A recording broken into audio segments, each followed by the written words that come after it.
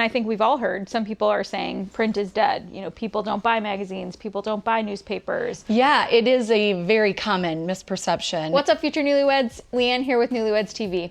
We're here to help you as you plan your wedding, getting closer and closer to becoming newlyweds yourselves. If you're new to this channel, then you should definitely subscribe. We release a new video every week to help you in your wedding planning process. Today, we're sitting down with ChicagoStyle Weddings magazine, regional publisher and vice president of sales, Kelly Broz. She'll be sharing secrets on how you can use magazines to help you with the wedding planning process, making it easier on yourselves. First of all, thank you so much for coming, Kelly. I'm so happy that you're here. You are one of my very favorite people that I've met in this industry. So I'm happy to be sitting down with you today to chat about some great stuff. Since folks might not know who you are, can you just tell them, who are you? What do you do? How do you relate to weddings? Absolutely, happy to do it and thrilled to be here. Thank you so much for the invitation. You are easily one of my favorites as well, so this love affair goes back and forth for sure. I'm Kelly Broz and I'm the publisher of ChicagoStyle Weddings magazine, and that basically means that I help to build all of the pages of the magazine along with an amazing crew of people, very talented team. So together we build all of the pages that you see in the magazine. I'm also VP of sales, so I work with the sales team to help them find solutions for their clients. Awesome. And just to be clear, your clients typically are wedding vendors. All wedding vendors. So you're working with wedding vendors and Correct. then also putting out a magazine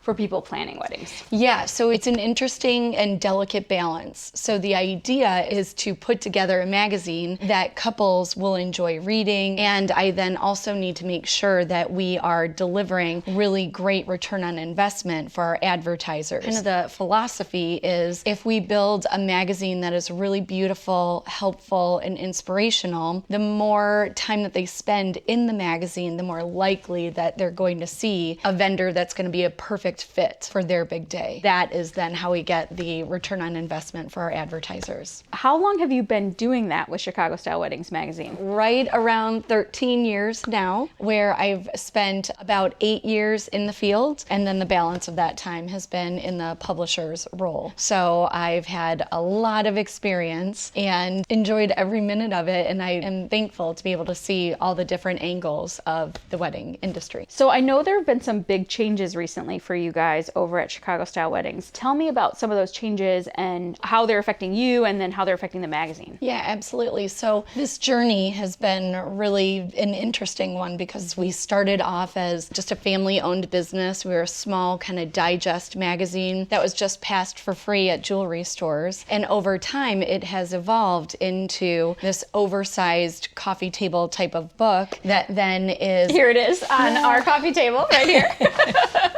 It is available at all major newsstands. So if you go to Barnes & Noble or Jewel-Osco or Walgreens, you can find the magazine there. So that has really evolved. Along with the magazine, we've also then incorporated in appropriately all of the digital pieces. So a really robust website, social media, blog, all of that good digital stuff that is so important to the planning process as well. Now, more recently, we have expanded into not only the Chicago market, but also the Atlanta market. So we just recently launched Atlanta Style Weddings. So we took this business model and just kind of moved it into that Atlanta market. It's doing really well. It's being received really positively. So we're thankful for this growth and evolution. I love it. Most people plan a lot via Instagram, Pinterest, just a lot of digital formats. I've been a planner for over a decade at this point, and so I feel like I kind of got to see some of that transition happen, but I'm still an advocate for the necessary usefulness of magazines, and I think weddings is kind of a special place for magazines to be useful and helpful. So I'm just curious your opinion for your magazine in particular and wedding magazines in general. What do you think they offer to people in this time frame that we're living in, which is very digital, very immediate, very electronic? Yeah, absolutely. You nailed it. So it's such a digital world that we're living in, especially now with the pandemic and this type of climate. But magazines have always, but even more so now, offering couples kind of an escape. You know, everyone is feeling a bit of screen fatigue fatigue and click fatigue. So what magazines then have to offer is getting back to something that they can hold, that is tangible, and they can flip the pages and really kind of take a deep dive into those pages. So it really is a welcome change to the digital world that we're living in. And then, the other component to magazines is that this is such a huge life event for the couple, and it's a huge investment as well. I mean, they're savvy consumers, and so they are turning over every stone. They're checking all the websites, all the social media platforms, but then magazines oftentimes can be that first line of education to them. So magazine usage is still very popular and still very relevant, but what it's doing is it's driving a more narrowed digital search. Whereas a couple might say, hey, I want to get married in the Geneva area, and they would just Google Geneva wedding venues. Now they can flip through a magazine and say, okay, I want to work with a wedding planner.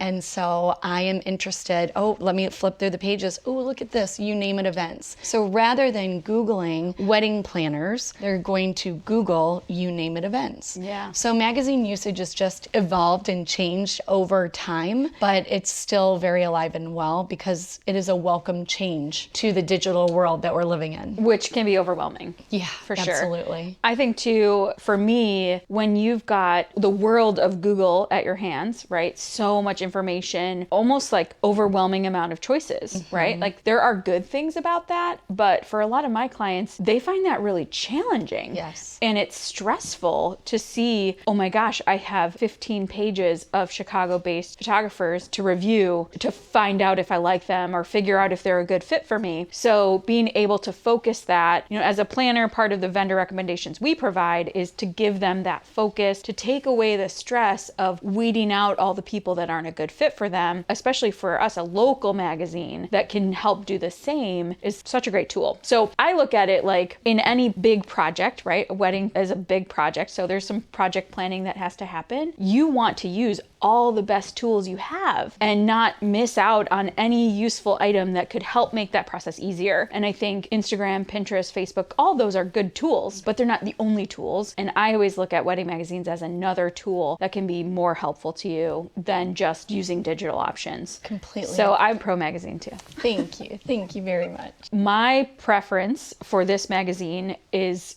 because I love Chicago and I love things that talk about Chicago. But from your perspective, what makes this magazine unique, something that people should be picking up? Thanks for being such a big fan. Really appreciate that. So yeah, we work really, really hard on making sure that the magazine is very specific to a few key items. So local content is kind of our number one driver. So we want to make sure that obviously all of the vendors that are in the magazine are local to the Chicagoland market, but then we follow it up with a lot of content for the couples to read and use as a resource. So that's the other piece of it, is it's local content and it's really user friendly. Like we have budget guides in there, tipping breakdowns, where to get your Illinois marriage license. The goal is to make sure that the magazine is beautiful and inspirational, very sophisticated for a Chicagoland couple, also very local so that they're not having to read about what's happening in New York or LA. I mean, sure, that's a lot of fun, but we need to bring it here to the Chicagoland area. And then just making sure that it's a good, useful tool for them. Yeah, I also have said to people before, ideally everyone could afford a planner and could have a planner to walk them through the process that is complex and challenging and difficult. But that's not a reality for every couple. Right. Some people, it's just not in their budget, or maybe they prefer to do it alone for whatever reason. Sure. A magazine like ChicagoStyle Weddings is a great option for someone who can't necessarily hire a planner because there are some really specific tools in there, like you mentioned, where to get your marriage license, stuff that you could Google, but you might find outdated information, you might not be getting the right stuff. Also, the budget tools, I think that's really important because the first thing I'm talking to people about when we're talking about budget is that it varies by region. Yes. You cannot plan a New York wedding with a Chicago budget or even an Atlanta wedding with a Chicago budget because they're different. The different regions have different price points points and different expectations of what vendors might cost. So the fact that it's local and, certainly, like I said, I would never say buy this magazine so you don't have to hire a planner, because I don't think it's that exchangeable. However, if a planner was never going to be an option for you anyways, get yourself some tools, and this is a really good one. Yep, couldn't agree more. The past year and a half or so has been wild in the wedding world, and wild in the world in general, with everything we've been dealing with, the pandemic and things like that. And I know I've seen some things happen throughout that time. Certainly we had a lot of couples postpone, but we also had a lot of couples kind of change their plans.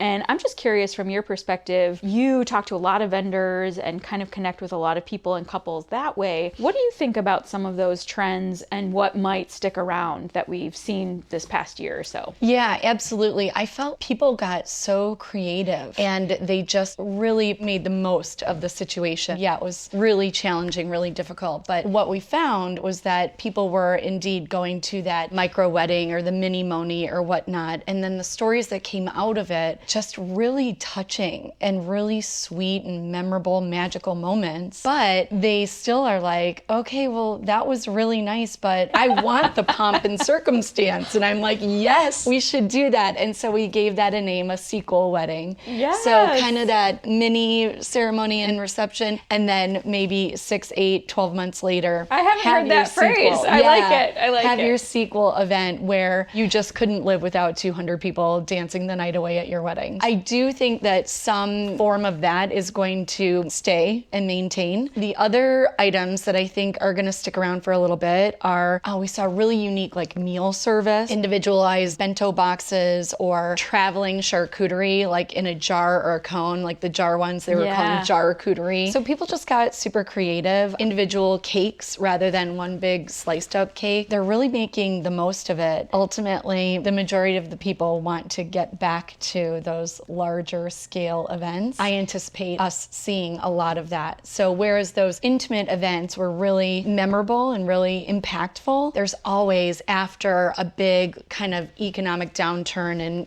health crisis, there always seems to be a resurgence to the good old days, and then they go over the top, right? So 1920s, right? So I anticipate seeing like a big resurgence of glitz and glamour and really large events. Which I will be very excited for. It will be fun to see. Yes. Yeah. I think that's very interesting thinking, in the sense that I've always seen, as trends go, that there's sort of like a pendulum, right? So for a while, everybody's having their rustic barn weddings. And then, for that year and a half, 2 years, all the couples who are planning weddings, that's all they're seeing. They're going to all their friends' weddings that are like that. And then they come to us and they say, I want the opposite of that. Totally. They want a formal, fancy black tie wedding, because all they experienced in recent time was that current trend. I think that's an interesting thought, in the sense that there almost is that pendulum swinging back and forth of, okay, we get really small, and then people experience that for a while, and then they're like, okay, now I want really big. And I feel like it's a correction in the market. There's always a correction in the market. Whenever the pendulum swings super far in one direction, of course there's going to be a correction to kind of a sense of like that middle ground. So totally agree with you. Yeah. Well, and I also love your point about creativity, because I saw so many interesting things, and we're in the business of creativity, right? We, as a planner, we're trying to help our clients find the most fun, creative ways, shine their personalities through. And we had a couple who did pub trivia instead of dancing, because dancing wasn't allowed here. And that was so fun. And so the first round they did was all about them and their relationship. So it was a little bit of that kind of vibe. And then they were like, okay, then we're going to open it up and just do all sorts of trivia, general trivia. And they had prizes, and their DJ, who would have been their MC for the evening, instead he worked with them to do that. And so,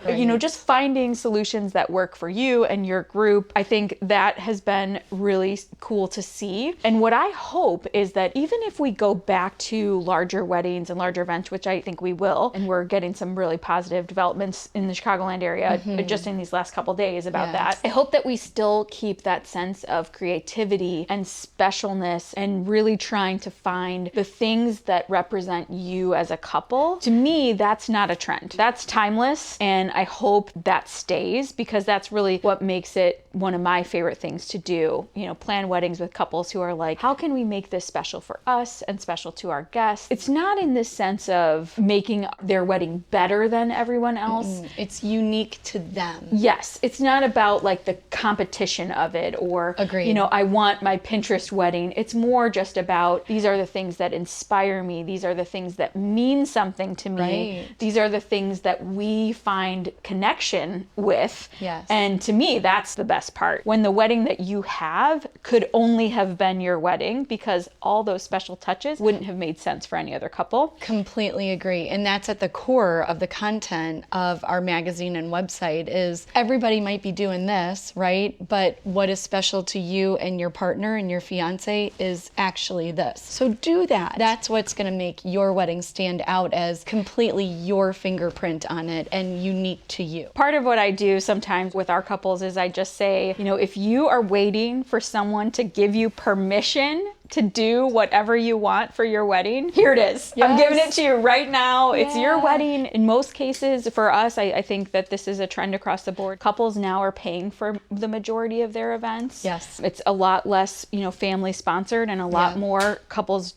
you know, financing their own events. So I'm always like, if you're paying for it, if it's your people, it's your memories that you're creating, do what you want to do. Make it yours. And we're giving you that permission, everybody. Yes. Plan your weddings as you want to. That's what makes it special. Completely agree with you. This is awesome. It's hefty. It feels substantial. But I wonder if for some people that might feel a little bit intimidating. So if I'm picking up this beautiful book, where should I begin? How should I start to use this? Awesome question. So we do a lot of research and are always in communication with our readers and our couples because we're always looking to improve our method as well in order to meet the needs of the readers and the couples. And the way that we hear that they use it to kind of start, right? So they get engaged, they go to the newsstand and they buy a magazine or multiple magazines. In the Chicagoland area, it's a two-buy market. They buy two magazines, a local magazine, which is us, and then a national magazine. And what we hear is that it is kind of that like, whoa, it's big. And so they flip through it page by page from cover to cover, and then they go back, similar to the way that we might read like a People magazine or something like that. If you're a big fan of the Kardashians, like you go through the People magazine one full time, and then you go back and reread about the Kardashians. It's a very similar concept where they go through it, you know, page by page, and then they remember, ooh, I wanted to read about that or go back and take a look at that spread or whatever it might be. That is how we see a lot of the readers using the magazine. But then the other component, something that makes us unique in the marketplace, is that we're laid out by category and we're very true to category. All of the venues are together, all of fashion is together, all of photography is together, all of wedding planners are together. A lot of times we know that the very first things to be booked are the wedding venue, because then you've got your date and kind of everything else falls into place. And then they are looking for their attire. So their gown, usually they're going to start there. But once they maybe have gotten through that and they're like, okay, my next favorite thing is cakes, or my next favorite thing is floral and decor, they can go directly to that section of the magazine. They can see all of the vendors that are available to them within that category. And then they can read the story to get ideas and then see inspirational pictures as well. So it's okay to use this kind of like an encyclopedia. I would love it if they would. Yeah, Yes. bop around by category, Yep. whatever you're working on at that time. Totally. Flip to those pages, check out those vendors, learn a little bit more about what you need to do. Absolutely. So Kelly, I have heard, and I think we've all heard, some people are saying print is dead. You know, people don't buy magazines, people don't buy newspapers, but you work full time for a magazine. So what do you think about that? Yeah, it is a very common misperception. And I would definitely agree that newspapers and like news media in general, that is not a print platform whatsoever. But print in different ways in niche titles is completely different. So for example, when you go to Barnes & Noble or Walgreens or CVS or wherever your local retail outlet is, and you take a look at the newsstands, there's more magazines on the newsstands today than ever before, but they are all niche. I had no idea. Right? They're all niche magazines. So now kind of go on this journey with me through life. And weddings are a giant life event. So now we're looking at the newsstand and I see like cooking selling magazine and running magazine, and now I get engaged, and now I go back to the newsstand and I pick up my wedding magazines. Yeah. And now we're moving into our house together, your new house. Oh, you're pregnant, your fit pregnancy. Now the baby arrives, baby magazine. So there's a lot to be said for, yes, everything is at our fingertips. Definitely that digital world that we're all living in. When you have the opportunity to sit down with a magazine as it pertains to your favorite hobby or a life event, we want to consume it. Yeah. And this is just another way of consuming it. I think that's so interesting because even when I think about me and how I read magazines, I will freely say I don't subscribe to any magazines right now, but I pick up magazines as like a treat. Yes. Or I'll sit down on the couch with a magazine and be like, I'm just going to take 15 minutes to myself and look through this magazine. And so it's almost like a reward or a de-stressor. You know, prior era where people subscribed to magazines and that was one of their main sources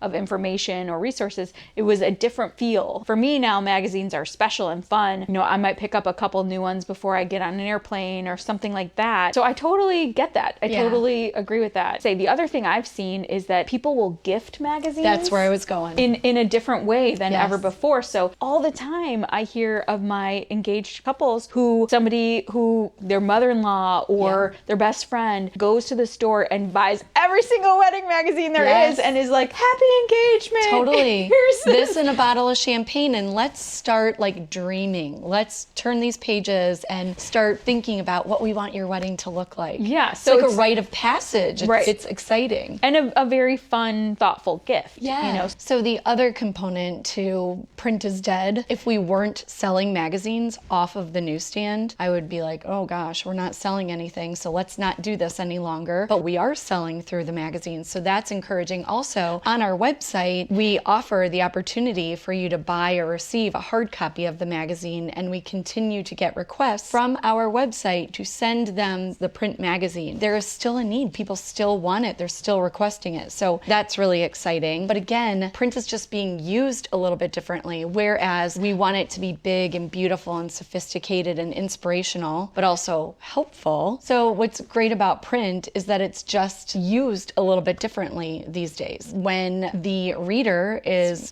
going through the bits and pieces of the magazine and they see something they like, you name it, events, rather than doing that large Google search for wedding planners, they can really narrow their search and really cut through the clutter of all of the digital components that they see. They can go right to you because you gave yourself a fighting chance by standing out and being different in the magazine rather than just a big giant Google search that's really random. And confusing and stressful. Overwhelming. And hard to compare. Yeah. Talk about click fatigue. It's crazy. Honestly, if I had to plan a wedding with like that as my method, I wouldn't do it. I wouldn't do it because it's too hard to compare vendors that aren't giving you the same information right off the bat. Part of what we help our clients do is figure out, you reached out to 10 vendors and they all got back to you and gave you information, but usually that information isn't in the same format. Right. One vendor charges hourly, another one does a package. How do you compare those? How do you make sense of what they're each giving you? It's a really hard process. So any tool that can make it easier, all fine by me. Absolutely. Couples and consumers are so savvy these days. You want to give them as much information as possible, but you want to narrow it down for them. So magazines are a great place to start. All right. So thank you so much for your time. I feel like it's been so helpful to hear from your perspective because your perspective is really unique in our wedding planning industry. Now, I think people are going to want to check out Chicago Style Weddings. So how can they find you? You can find Chicago Style Weddings magazine at all major newsstands. So again, you can go to Barnes & Noble, Jewel, Osco, Walgreens, CVS, you name it, to find a hard copy of the magazine. And then you can check us out online. So ChicagoStyleWeddings.com. And then that links to our Facebook and our Instagram. We're on Pinterest. And then we also have a blog as well. And so then if you're still having a hard time finding us, just give me a call. You'll find all of that contact information for Chicago Style Weddings in the description below. Let us know down in the comments below what your favorite takeaway from our conversation with Kelly was today. And of course, thanks for watching, and we'll see you next time.